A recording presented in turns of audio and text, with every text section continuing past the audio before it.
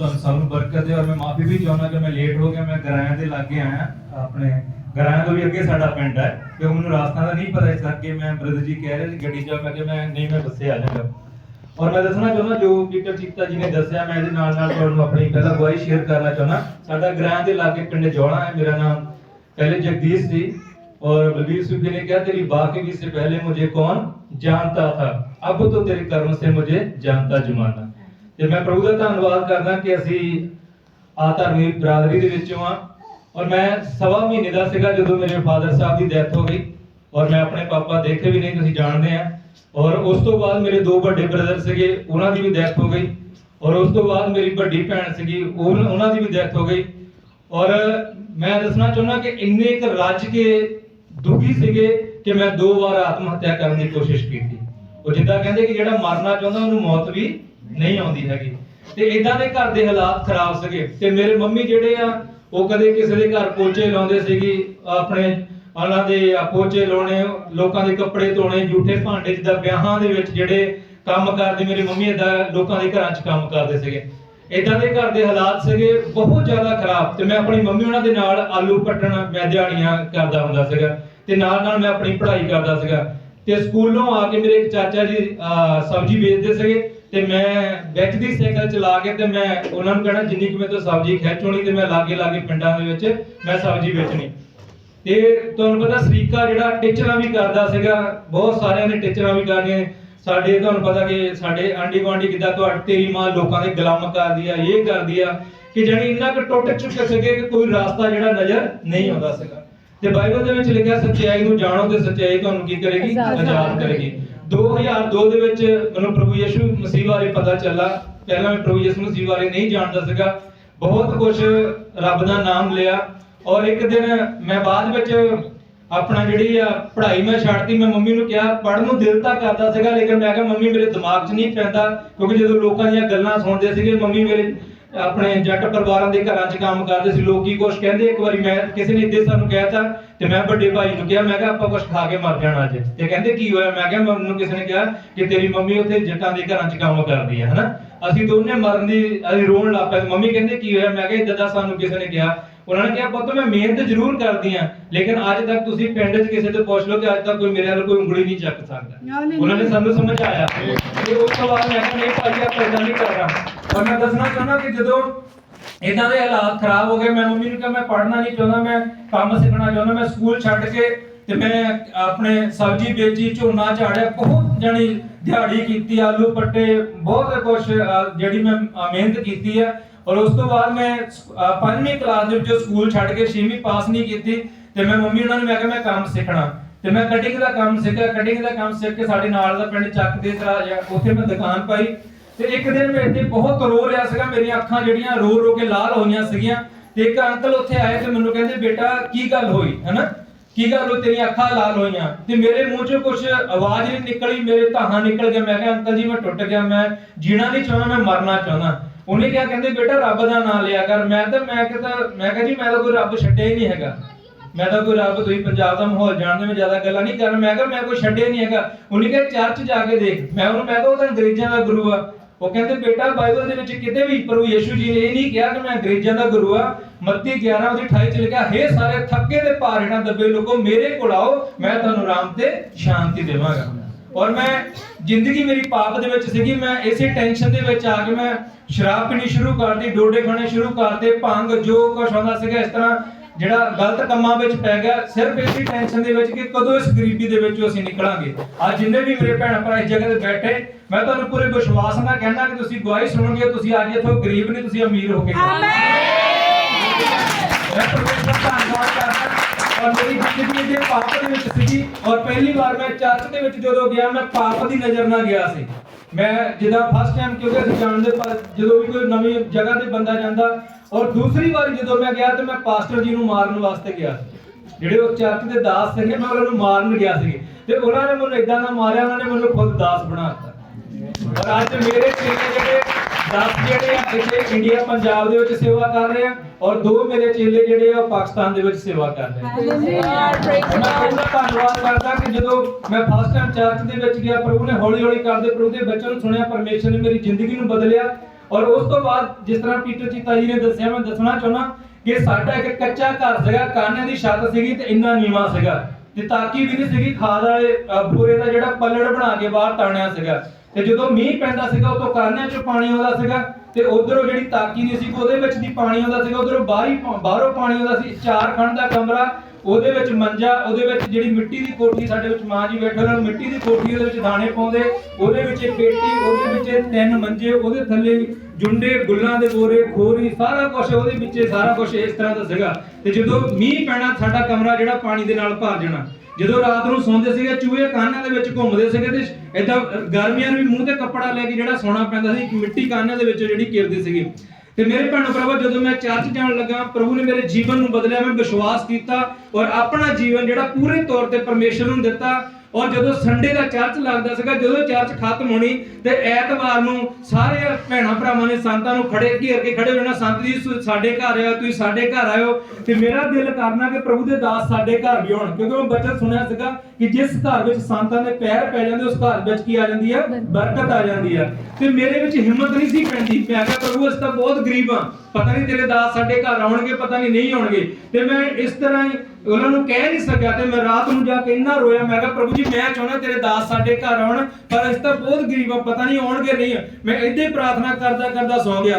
ਤੇ ਮੈਂ ਰਾਤੀ ਦਰਸ਼ਨ ਦੇਖ ਰਿਹਾ ਕਿ ਅਸੀਂ ਨਵਾਂ ਘਰ ਬਣਾਇਆ ਔਰ ਪ੍ਰਭੂ ਦੇ ਦਾਸ ਸਾਡੇ ਘਰ ਵਿੱਚ ਆਏ। ਔਰ ਜਦੋਂ ਬੰਦਗੀ ਖਤਮ ਹੋ ਗਈ, ਜਦੋਂ ਚਲ ਗਿਆ, ਮੇਰੀ ਅੱਖ ਖੁੱਲ ਗਈ ਤੇ ਮੈਂ ਸਵੇਰੇ ਉੱਠ ਕੇ ਪ੍ਰਾਰਥਨਾ ਕੀਤੀ। ਮੈਂ ਕਿਹਾ ਪ੍ਰਭੂ ਜੀ ਮੈਂ ਤੇਰਾ ਧੰਨਵਾਦ ਕਰਦਾ ਕਿ ਤੂੰ ਮੈਨੂੰ ਘਰ ਦੇਤਾ, ਮੈਂ ਵਿਸ਼ਵਾਸ ਕਰਦਾ ਔਰ ਮੈਂ ਪ੍ਰਭੂ ਦਾ ਸ਼ੁਕਰ ਕਰਦਾ ਕਿ ਜੌਲਾ ਪਿੰਡ ਦੇ ਵਿੱਚ ਸਾਡਾ ਰਾਹ ਦੇ ਉੱਤੇ ਘਰ ਵਾ, ਜਿੱਦਾਂ ਦਾ ਸਾਡਾ ਕੱਚਾ ਘਰ ਸੀਗਾ, ਕਿਸੇ ਦਾ ਹੈ ਨਹੀਂ ਸੀਗਾ। ਔਰ 2008 ਦੇ ਵਿੱਚ ਜਿੱਦਾਂ ਦਾ ਪਰਮੇਸ਼ਰ ਨੇ ਮੈਨੂੰ ਬਣਾ ਕੇ ਦਿੱਤਾ, ਕਿਸੇ ਦਾ ਹੈ ਹੀ ਨਹੀਂ ਸੀਗਾ। ਮੈਂ ਦੱਸਣਾ ਚਾਹੁੰਦਾ ਕਿ 2008 ਦੇ ਵਿੱਚ ਪਹਿਲਾਂ ਜੌਲਾ ਦੇ ਵਿੱਚ ਘਰ ਬਣਾਇਆ ਔਰ ਉਸ ਤੋਂ ਬਾਅਦ ਮੈਂ ਫਗਵਾੜੇ ਦੇ ਵਿੱਚ NRA ਕਲੋਨੀ ਦੇ ਵਿੱਚ 60 ਲੱਖ ਰੁਪਈਆ ਲਾ ਕੇ ਕੋਠੀ ਬਣਾਈ। ਇਹ ਘਰ ਹੈ, ਉੱਤੇ ਚਰਚ ਆ। ਔਰ ਉਸ ਤੋਂ ਬਾਅਦ ਪ੍ਰਭੂ ਨੇ ਇੰਨੀ ਬਰਕਤ ਦਿੱਤੀ ਕਿ ਇਸ ਟਾਈਮ ਮੈਂ ਜੌਲਾ ਪਿੰਡ ਦੇ ਵਿੱਚ 1 ਕਨਾਲ ਜਗ੍ਹਾ ਲੈ ਕੇ ਉੱਤੇ 70 ਲੱਖ ਰੁਪਈਆ ਲੈ ਕੇ ਇਸ ਟਾਈਮ ਇੱਕ ਘਰ ਜਿਹੜਾ ਪਹਿਲਾ ਘਰ ਭਰਾ ਨੂੰ ਦਿੱਤਾ, ਇੱਕ ਕੋਠੀ ਫਗਵਾੜੇ ਵਿੱਚ ਆ ਔਰ ਇੱਕ ਕੋਠੀ 1 ਕਨਾਲ ਦੇ ਵਿੱਚ ਮੈਂ ਜੌਲਾ ਦੇ ਵਿੱਚ ਬਣਾਈ ਆ। ਹੁਣ ਮੇਰੇ ਅਜੀਜ਼ੋ ਕਹਿਣ ਦਾ ਮਕਸਦ ਕੀ ਹੈ, ਮੈਂ ਇੱਕ ਦਿਨ ਪ੍ਰਭੂ ਦੇ ਲੋਕਾਂ ਨੂੰ ਇੰਡੀਆ ਵਿੱਚ ਆਪਣੇ ਘਰ ਬੁਲਾਉਣ ਲਈ ਤਰਸਦਾ ਸੀਗਾ ਔਰ ਅੱਜ ਪਰਮੇਸ਼ਰ ਨੇ ਮੈਨੂੰ ਦੁਬਈ ਦੇ ਵਿੱਚ ਆਪਣਾ ਘਰ ਦਿੱਤਾ। ਔਰ ਜਿੰਨੇ ਵੀ ਇੰਡੀਆ ਤੋਂ ਪ੍ਰਭੂ ਦੇ ਦਾਸ ਉੱਤੇ ਜਾਂਦੇ ਆ ਔਰ ਮੇਰੇ ਖਿਆਲ ਨਾਲ ਪੰਜਾਬ ਤੋਂ ਜਿੰਨੇ ਵੀ ਸੇਵਕ ਜਾਂਦੇ ਆ ਔਰ ਅਸੀਂ ਇੱਕ ਰੂਮ ਸਪੈਸ਼ਲ ਪ੍ਰਭੂ ਦੇ ਦਾਸਾਂ ਵਾਸਤੇ ਰੱਖਿਆ। ਮੈਂ ਘਰ ਹੀ ਉੱਥੇ ਦੁਬਈ ਦੇ ਵਿੱਚ ਸੇਵਾ ਕਰਦਾ, ਕਿਉਂਕਿ ਜਿਹੜਾ ਜਮਾਨ ਦੇ ਸ਼ੇਖ ਨੇ ਚਰਚ ਨਹੀਂ ਬਣਾਉਣ ਦਿੱਤਾ, ਅਸੀਂ ਘਰ ਹੀ ਆਪਣੀ ਸੇਵਾ ਕਰਦੇ ਆ। ਔਰ ਇੱਕ ਰੂਮ ਜਿਹੜਾ ਪ੍ਰਭੂ ਦੇ ਸੇਵਕਾਂ ਵਾਸਤੇ ਛੱਡਿਆ ਹੋਇਆ, ਜਿਹੜੇ ਵੀ ਪ੍ਰਭੂ ਦੇ ਸੇਵਕ ਆਉਂਦੇ ਆ ਔਰ ਉਹ ਉੱਥੇ ਸਾਡੇ ਕੋਲ ਰਹਿੰਦੇ ਆ। ਔਰ ਇਹਨਾਂ ਦੀ ਬਸ ਆਪਣੇ ਕਹਿ ਸਕਦੇ ਆ ਸੇਵਾ ਇੰਨੀ ਨਹੀਂ ਹੋਈ ਜਿੰਨੀ ਇਹਨਾਂ ਨੇ ਦੱਸੀ ਆ। ਜਿੱਦਣ ਆਉਣ ਲੱਗੇ ਜੱਕਦਮ ਇਹਨਾਂ ਦਾ ਪ੍ਰੋਗਰਾਮ ਬਣ ਗਿਆ ਕਿ ਅਸੀਂ ਆਉਣ ਲੱਗੇ ਤੇ ਮੇਰੇ ਉਦੋਂ ਅੱਖਾਂ 'ਚੋਂ ਪਾਣੀ ਆ ਗਿਆ। ਮੈਂ ਕਿਹਾ ਪ੍ਰਭੂ ਜੀ ਮੈਂ ਤਾਂ ਹਲੇ ਇਹਨਾਂ ਦੀ, ਮੇਰੇ ਵਾਈਫ ਉੱਥੇ ਨਹੀਂ ਸੀਗੇ, ਆਪ ਇਹਨਾਂ ਨੂੰ ਹੁਣ ਜਿਹੜੇ ਪਰੌਂਠੇ ਮੇਲਾਂ ਨੂੰ ਆਂਡੇ ਵਾਲੇ ਇੱਕ ਦਿਨ ਬਣਾ ਕੇ ਖਿਲਾਏ ਤੇ ਮੈਂ ਉਦੋਂ ਪਰਸੋਂ ਆਪਣੀ ਵਾਈਫ ਨੂੰ ਬਣਾ ਕੇ ਖਿਲਾਏ ਤੇ ਮੈਨੂੰ ਕਹਿੰਦੇ ਤਾਂ ਬੜੇ ਬਹੁਤ ਟੇਸਟੀ ਬਣਾ ਕੇ ਖਿਲਾਏ ਨਾ। ਤੇ ਆਪ ਰੋਟੀ ਬਣਾ ਕੇ ਉਨੀ ਸੇਵਾ ਹੋਈ ਨਹੀਂ ਜਿੰਨੀ ਇਹਨਾਂ ਦੀ ਅਸੀਂ ਕਰਨਾ ਚਾਹੁੰਦੇ ਸੀਗੇ। ਔਰ ਜਿੰਨੇ ਪ੍ਰਭੂ ਦੇ ਇੱਥੇ ਦਾਸ ਆ, ਜਦੋਂ ਮਰਜੀ ਆਓ, ਭੈਣ ਭਰਾਵਾਂ ਦੇ ਵਿੱਚੋਂ ਕੋਈ ਵੀ ਤੁਹਾਨੂੰ ਵੈਲਕਮ। ਮੇਰੇ ਵੱਲੋਂ ਸਾਡੀ ਚਰਚ ਦਾ ਨਾਮ ਖੁੱਲਾ ਸੱਦਾ ਚਰਚ ਕਾਲ ਫॉर ਆਲ। ਜਦੋਂ ਵੀ ਦੁਬਈ ਦੇ ਵਿੱਚ ਆਓ ਤੁਹਾਨੂੰ ਜੀ ਆਇਆਂ ਨੂੰ। ਸਾਡੇ ਘਰ ਦੇ ਦਰਵਾਜ਼ੇ, ਦਿਲ ਦੇ ਦਰਵਾਜ਼ੇ ਪ੍ਰਭੂ ਦੇ ਲੋਕਾਂ ਲਈ ਹਮੇਸ਼ਾ ਖੁੱਲੇ ਨੇ। ਉਸ ਤੋਂ ਬਾਅਦ ਮੈਂ ਦੱਸਣਾ ਚਾਹੁੰਦਾ ਕਿ 2004 ਦੇ ਵਿੱਚ ਮੈਂ ਦੁਬਈ ਦੇ ਵਿੱਚ ਗਿਆ ਔਰ ਪ੍ਰਭੂ ਦੇ ਦਾਸਾਂ ਨੇ ਦੁਆ ਕੀਤੀ। 2004 ਵਿੱਚ ਮੈਂ ਦੁਬਈ ਵਿੱਚ ਗਿਆ ਔਰ ਉੱਥੇ ਮੈਂ ਲੇਬਰ ਦੇ ਕੰਮ ਵਿੱਚ ਗਿਆ ਸੀ। ਨੈਸ਼ਨਲ ਪ੍ਰਿੰਟ ਕੰਪਨੀ ਆ, 750 ਸੈਲਰੀ ਦੇ ਵਿੱਚ ਮੈਂ ਲੇਬਰ ਦੇ ਕੰਮ ਵਿੱਚ ਗਿਆ ਸੀਗਾ। ਔਰ 2004 1 ਫਰਵਰੀ ਨੂੰ ਮੈਂ ਗਿਆ ਸੀਗਾ ਔਰ ਉੱਥੇ ਬਹੁਤ ਵਧੀਆ ਪ੍ਰਭੂ ਦੇ ਦਾਸ ਪਾਸਟਰ ਨੈਤ ਮਸੀਹ ਪਾਕਿਸਤਾਨ ਤੋਂ, ਇੱਥੇ ਪਾਸਟਰ ਵਿਸ਼ਵ ਹਰਮਨ ਸਲਾਲ ਪੜਾਰੀ ਤੋਂ ਆ ਤੇ ਮੇਰੇ ਉਸਤਾਦ ਬਹੁਤ ਵਧੀਆ ਪ੍ਰਭੂ ਦੇ ਦਾਸ ਮਿਲੇ। ਉਹਨਾਂ ਦੇ ਦਾਸਾਂ ਦੇ ਨਾਲ ਜੁੜ ਕੇ ਔਰ 2004 ਤੋਂ ਲੈ ਕੇ 2007 ਦੇ ਵਿੱਚ ਪ੍ਰਭੂ ਨੇ ਮੈਨੂੰ ਆਪਣੀ ਸੇਵਾ ਲਈ ਚੁਣਿਆ। ਔਰ ਜਦੋਂ ਸੇਵਾ ਲਈ ਚੁਣਿਆ ਤੇ ਫਿਰ ਮੈਂ ਪ੍ਰਭੂ ਨੂੰ ਕਿਹਾ, ਮੈਂ ਕਿਹਾ ਪ੍ਰਭੂ ਜੀ ਅਗਰ ਤੂੰ ਉਹਦਾ ਉੱਚਾ ਦਿੱਤਾ ਹੈ ਤੇ ਮੈਨੂੰ ਨੌਕਰੀ ਵੀ ਇਦਾਂ ਦੀ ਚਾਹੀਦੀ ਆ, ਮੈਨੂੰ ਨੌਕਰੀ ਵੀ ਇਦਾਂ ਦੀ। ਜੇ ਮੈਂ ਕਿਸੇ ਨੂੰ ਕਹਾਂਗਾ ਕਿ ਪ੍ਰਭੂ ਤੈਨੂੰ ਬਰਕਤ ਦੇਣ ਜਾ ਰਿਹਾ ਤੇ ਤਨਖਾਹ ਵਧਾਉਣ ਜਾ ਰਿਹਾ ਤੇ ਉਹਨੇ ਕਹਣਾ ਆਪ ਤਾਂ 750 ਦੇ ਕੰਮ ਕਰਦੇ, ਇਹਦੀ ਤਾਂ ਵਧੀ ਨਹੀਂ, ਹੈਨਾ ਵੀ ਸਾਡੀ ਕਿੱਦਾਂ ਵੱਧ ਜਾਊਗੀ। ਤੇ ਮੈਂ ਕਿਹਾ ਪ੍ਰਭੂ ਜੀ ਜੇ ਤੂੰ कहना अहदा एडा उच्चा दिता ते मैनू काम भी इदां दा चाहिदा। और उस तो बाद मैं प्रभु का धन्नवाद करना कि 2009 दे विच प्रभु ने मैनू ड्राइविंग लाइसेंस दिता और 2010 दे विच मैं ड्राइविंग टीचर दा लाइसेंस लिया और मैं दुबई दे विच तुर के सेवा करदा सीगा। और मैं प्रभु का धन्नवाद करदा कि अज प्रभु ने 2-2 गड्डियां दे मालक बनाया। और जिस तरह ब्रदर जी ने दस्सिया कि मैं 5 पढ़िया और मैं हुण भी तुहानू दसना चाहुंदा मैनू बाइबल भी पढ़नी नहीं सी आउंदी। बाइबल मैं लिया के रखी सी मेरे चाचे दी बेटियां बच्चे आ गई, मैं उन्होंने कहना मैनू पढ़ के सुनाओ, नहीं कहना पहला दस पैसे किने दूंगा। ते एक दिन दासा ने कहा कि वो हाथ खड़े करो जेडे लोग बाइबल नहीं पढ़ते, उन्हें हाथ खड़े कीता, कहंदे उन्होंने वो हाथ खड़े करो जिन्हां नूं पढ़ना नहीं आउंदा, उन्हें हाथ खड़े कीता। वो कहंदे वो हाथ खड़े करो जिन्हां कोल बाइबल नहीं आंदी। पहली गल उन्होंने कहा कि जिन्हां कोल बाइबल नहीं आंदी सानू सातों मंगो असीं तुहानू फ्री देवांगे। दूजी गल जिन्हां नूं पढ़ना नहीं आउंदा, प्रभु दे वचन लिखा जिन्हों बुद्ध दी घाट है मेरे तो मंगो ते मैं बिना लांबे देवांगा, तुसीं क्यों नहीं परमेश्वर तो बुद्ध मंगदे। ते तीसरी गल जिन्हां नूं पढ़ना आउंदा जानबूझ के नहीं पढ़दे, परमेश्वर कहंदा मैं देण जानदा ते मैं लैण भी जानदा। ते मैं उदणे रात नूं आ के मैं बाइबल मोरे रख लई, मैं कहा प्रभु जी अज मैं किसे कोल नहीं जाना, अज मैं तुहाडे कोल आ गया, आज मैं बाइबल पढ़ के सोना जो मर्जी हो जाए। और मैं प्रभु का धन्नवाद करदा कि मैं पहली बारी बाइबल दा एक चैप्टर पढ़ के सुता सीगा और आज मैं हजार लोकां विच इस बाइबल दा जेहड़ा मैं प्रचार कर रहा। और मेरे जो कहने का मकसद की है कि परमेश्वर के वचन दे विच लिखा कि कोई जगत का यहोवा परमेश्वर है, ओदे लिए कोई काम कठिन नहीं हैगा, वो सब कुछ कर सकता है, ओदे लिए कोई भी काम औखा नहीं हैगा, वो सब कुछ करने की ताकत रखता। और मैं दसना चाहता तौबा करनी बपतिस्मा लेना कोई बड़ी गल नहीं हैगी। तौबा करनी अज बहुत सारे साडे भैन भरा वचन च लिखा ना कि इस लिए तौबा करो और मुड़ो तुहाडे पाप मिटाए जाण, प्रभु दे हजूरों तुहाडे लिए सुख दे दिन आउणगे, है ना। ਅਸੀਂ तौबा कर लेने आ, बपतिस्मा भी ले लेने आ, लेकिन अपनियां बदियां तो अपने पापां तो ਅਸੀਂ ਕੀ ਆ मुड़दे नहीं। और इसे करके साडी ਜਿਹੜੀ बरकत है ना, साडी ਜਿਹੜੀ बरकत ਉੱਥੇ ਹੀ रुक ਜਾਂਦੀ ਆ। परमेश्वर के वचन दे विच लिखिया परमेश्वर ने लूत नूं कहा सीगा कि मैं इस पाप दे नगरी दे विचों तैनूं कढना चाहना, पर पिछा मुड़ के देखी ना, पिछा मुड़ के ना देखी। ओदी वाइफ ने देखा उत्थे ही लूण दा की बन गई, थंब बन गई। आ साडे बहुत सारे मसीह भैन भरा तौबा करके बपतिस्मा लैके ओ जेडे उत्थे दे उत्थे ही आ, जदों असीं एड्डियां गवाहियां दे दियां ते बहुत सारे भैन भरा जदों कहंदे पास्टर जी तुसीं तां एड्डियां बड़ियां गवाहियां दिंदे आ ना, आ साडे तां इत्थे जांदे चर्च तां इदां ही आ, है ना, बीमार ही रहंदे आ, है ना, वो बहुत दुखी आ। मेरे भैणो भरावो ओदी कोई वजह है, जे ओदी कोई वजह है, नहीं तां ਤੁਹਾਨੂੰ ਯਕੀਨ ਨਹੀਂ ਤਾਂ ਜੋੜਾ ਪਿੰਡ ਦੇ ਵਿੱਚ ਕਿਸੇ ਨੂੰ ਵੀ ਜਾ ਕੇ ਮੈਂ ਨੰਬਰ ਦੇਵਾਂ, ਕਿਸੇ ਨੂੰ ਵੀ ਪੁੱਛ ਲਓ ਕਿ ਪ੍ਰਭੂ ਦਾ ਧੰਨਵਾਦ ਕਰਦਾ ਕਿ ਜਿਸ ਇੱਕ ਮਰਲਾ 5000 ਨੂੰ ਲੈਣ ਦੀ ਮੇਰੀ ਔਕਾਤ ਨਹੀਂ ਸੀਗੀ, ਜਿਹੜੀ ਫਗਵਾੜੇ ਕੋਠੀ ਬਣਾਈ ਆ 1,32,000 ਨੂੰ ਮਰਲਾ ਲਿਆ। ठीक है, आज प्रभु ने करोड़ां दे मालक बनाया, लखां दे नहीं पालक उन्हें करोड़ां दे मालक बनाया। सिर्फ की है जदों ਅਸੀਂ ਪਿੱਛਾ ਮੁੜ ਕੇ ਦੇਖਦੇ ਹਾਂ, ਜਦੋਂ ਅਸੀਂ ਆਪਣੀ ਪੁਰਾਣੀ ਜ਼ਿੰਦਗੀ ਨੂੰ ਛੱਡਦੇ ਨਹੀਂ ਹੈਗੇ, ਪਰਮੇਸ਼ਰ ਦੇ ਵਚਨ ਲਿਖਿਆ ਜਿਹੜਾ ਆਪਣੇ ਅਪਰਾਧਾਂ ਨੂੰ ਮੰਨ ਕੇ ਛੱਡ ਦਿੰਦਾ ਉਹਦੇ ਤੇ ਰਹਿਮ ਕੀਤਾ ਜਾਂਦਾ ਹੈ, ਪਰ ਜੋ ਉਹਨਾਂ ਨੂੰ ਲੁਕੋ ਲੈਂਦਾ ਕਦੇ ਸਫਲ ਨਹੀਂ ਹੁੰਦਾ। ਅੱਜ ਜੇ ਅਸੀਂ ਸਫਲ ਨਹੀਂ ਹੋਏ, ਜੇ ਸਾਡੀ ਬਿਮਾਰੀ ਸਾਡੇ ਘਰ ਚੋਂ ਨਹੀਂ ਜਾ ਰਹੀ, ਗਰੀਬੀ ਸਾਡੇ ਘਰ ਚੋਂ ਨਹੀਂ ਜਾ ਰਹੀ, ਜਾਂ ਕਹਿ ਸਕਦੇ ਹਾਂ ਕਰਜ਼ਾ ਸਾਡੇ ਸਿਰ ਤੋਂ ਨਹੀਂ ਜਾ ਰਿਹਾ, ਇਹਦਾ ਮਤਲਬ ਕਿਤੇ ਨਾ ਕਿਤੇ ਕਮੀ ਹੈ।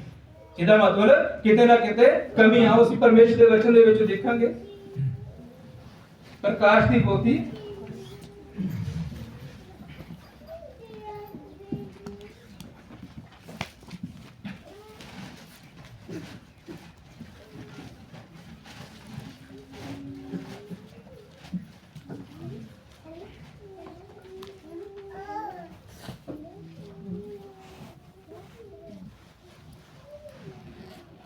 ਅਸੀਂ ਪੜਾਂਗੇ ਪਰਮੇਸ਼ਰ ਦੇ ਵਚਨ ਦੇ ਵਿੱਚ 2 ਬਾਬ ਔਰ ਉਹਦੀ 7 ਐਤ ਪੜਾਂਗੇ। हे प्यारेओ, मैं कोई नवा हुक्म ਤੁਹਾਨੂੰ ਨਹੀਂ ਲਿਖਦਾ, ਸਗੋਂ ਪੁਰਾਣਾ ਹੁਕਮ ਜਿਹੜਾ ਤੁਹਾਨੂੰ ਮੁੱਢੋਂ ਮਿਲਿਆ ਸੀ। ਪੁਰਾਣਾ ਹੁਕਮ ਉਹ ਬਚਨ ਹੈ ਜਿਹੜਾ ਤੁਸੀਂ ਸੁਣਿਆ। ਪ੍ਰਕਾਸ਼ ਦੀ ਪੋਥੀ 2 ਬਾਬ ਦੀ 7 ਐਤ। ਹਾਂਜੀ, ਜਿਹਦੇ ਕੰਨ ਹਨ ਜੀ ਸੋ ਸੁਣੇ ਕਿ ਆਤਮਾ ਕਲੀਸਿਆ ਨੂੰ ਕੀ ਆਖਦਾ ਹੈ। ਆਮੀਨ, ਹਾਲੇਲੂਇਆ। ਕੀ ਲਿਖਿਆ? ਜਿਹਦੇ ਕੰਨ ਹਨ ਉਹ ਸੁਣੇ ਪਰਮੇਸ਼ਰ ਦਾ ਆਤਮਾ ਕਲੀਸਿਆ ਨੂੰ ਕੀ ਆਖਦਾ ਹੈ। ਕੰਨ ਮੇਰੇ ਖਿਆਲ ਦੇ ਨਾਲ ਸਾਡੇ ਸਾਰਿਆਂ ਦੇ ਕੋਈ ਬਿਨਾਂ ਕੰਨਾਂ ਤੋਂ ਨਹੀਂ ਹੈਗਾ ਨਾ। ਜਿਹੜੇ ਕੰਨ ਹਨ, ਪਰਮੇਸ਼ਰ ਦਾ ਵਚਨ ਕਹਿੰਦਾ ਕਿ ਉਹ ਸੁਣੇ ਪਰਮੇਸ਼ਰ ਦਾ ਆਤਮਾ ਕਲੀਸਿਆ ਨੂੰ ਕੀ ਆਖਦਾ ਹੈ। ਮੇਰੇ ਜੀਜੋ ਹੁਣ ਅਸੀਂ ਅੱਗੇ ਦੇਖਣਾ ਕਿ ਪਰਮੇਸ਼ਰ ਦਾ ਆਤਮਾ ਕੀ ਆਖਦਾ। ਵਿਵਸਥਾ ਸਾਰ ਉਹਦੀ 28 ਬਾਬ ਪੜਾਂਗੇ ਅਸੀਂ।